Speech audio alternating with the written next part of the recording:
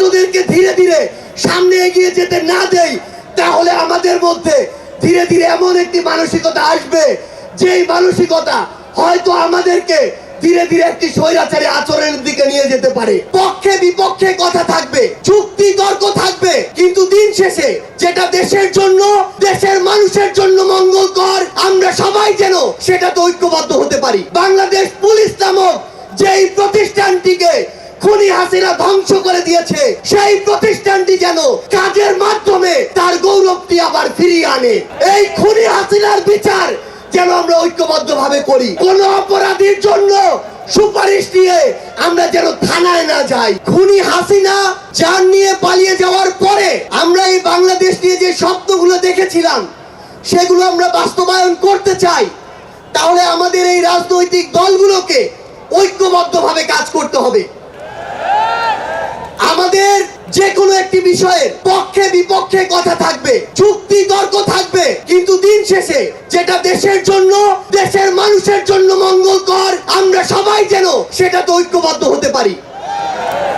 আমরা বিশ্বাস করি আমাদের এই রাজনৈতিক দলগুলোর মধ্যে যদি এই মিউচুয়াল রেসপেক্টটা থাকে, আগামীর বাংলাদেশ হবে অপ্রতিরোধ বাংলাদেশ। বাংলাদেশের সরকারি যত কর্মকর্তা কর্মচারী আছে, তারা যেন আর তাদের দায়িত্ব পালন বাদ দিয়ে তোষামোদির রাজনীতিতে লিপ্ত না হয়। বাংলাদেশ পুলিশ নামক যেই প্রতিষ্ঠানটিকে খুনি হাসিনা ধ্বংস করে দিয়েছে, সেই প্রতিষ্ঠানটি যেন কাজের মাধ্যমে তার গৌরবটি আবার ফিরিয়ে আনে। আমরা আপনাদেরকে অনুরোধ করি, সরকারি সকল অফিস আদালত যত কিছু রয়েছে, সে পুলিশ হোক, বিচারক হোক, আমলা হোক, দয়া করে জনগণ থেকে হাত পেতে ওই ঘুষের টাকা নিবেন না।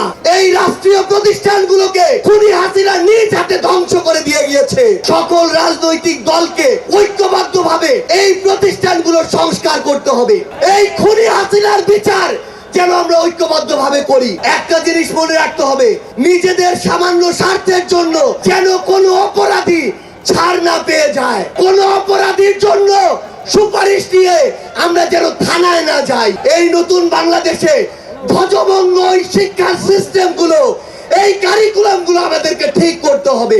এই বাংলাদেশকে বাংলাদেশপন্থী হিসেবে গড়ে তুলতে হবে। আমরা আপনাদের কাছে অনুরোধ করি, আগামীর যে বাংলাদেশ আমরা স্বপ্ন দেখি, সকল রাজনৈতিক দল যদি ছোট ছোট স্বার্থগুলোকে এক পাশে রেখে ঐক্যবদ্ধ ভাবে কাজ করি, তাহলে সেগুলো আমরা বাস্তবায়ন করতে পারবো। এই মঞ্চ থেকে আমরা যেন এই শপথটুকু নিয়ে যাই, এই ছোট্ট জীবন সৃষ্টিকর্তা যাদেরকে গুরুত্বপূর্ণ দায়িত্বগুলোতে রেখেছেন, এগুলো তাদের কাছে আমানত স্বরূপ। আমরা যেন এই ছোট্ট জীবনে এত বড় দায়িত্বের আমানত গুলো দয়া করে খেয়ানত না করি।